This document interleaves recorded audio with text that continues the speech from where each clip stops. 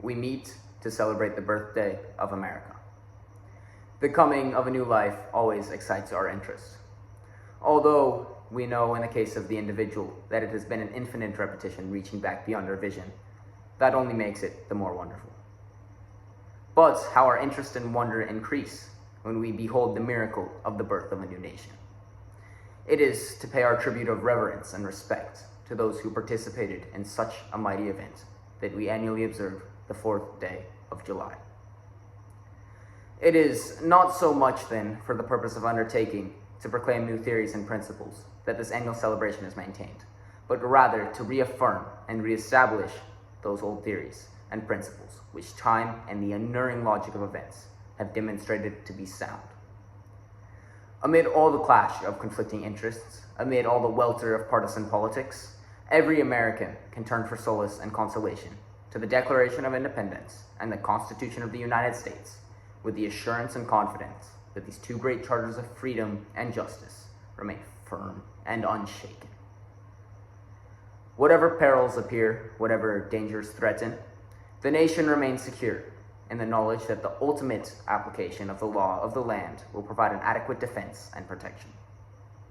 This obedience of the delegates to the wishes of their constituents, which in some cases caused them to modify their previous positions, is a matter of great significance. It reveals an orderly process of government in the first place, but more than that, it demonstrates that the Declaration of Independence was the result of the seasoned and deliberate thought of the dominant portions of the people of the colonies.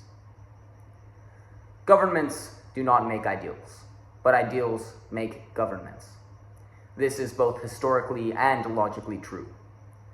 Of course, the governments can help to sustain ideals and can create institutions through which they can be better observed, but their source, by their very nature, is in the people. The people have to bear their own responsibilities. There is no method by which that burden can be shifted to the government. It is not the enactment, but the observance of laws that creates the character of a nation. About the Declaration, there is a finality that is exceedingly restful. It is often asserted that the world has made a great deal of progress since 1776, that we have had new thoughts and new experiences which have given us a great advance over the people of that day, and that we may therefore very well discard their conclusions for something more modern. But that reasoning cannot be applied to this great charter. If all men are created equal, that is fine. If they are endowed with inalienable rights, that is fine. If the governments derive their just powers from the consent of the governed, that is fine. No advance, no progress can be made beyond these propositions. If anyone wishes to deny their truth or their soundness, the only direction in which it can proceed historically is not forward, but backward, towards the time in which there was no equality, no rights of the individual, no rule of the people. Those who wish to proceed in that direction cannot lay claim to progress. They are reactionary. Their ideas are not more modern, but more ancient than those of the revolutionary fathers. The rights of the individual are held sacred and protected by constitutional guarantees, which even the government itself is bound not to violate.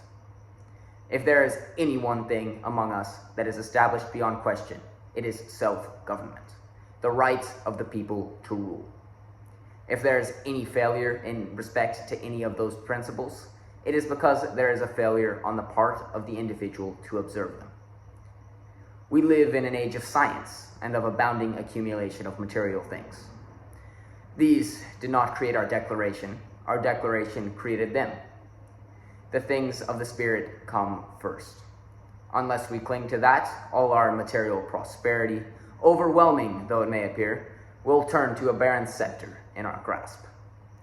If we are to maintain the great heritage which has been bequeathed to us, we must be like-minded as the fathers who created it.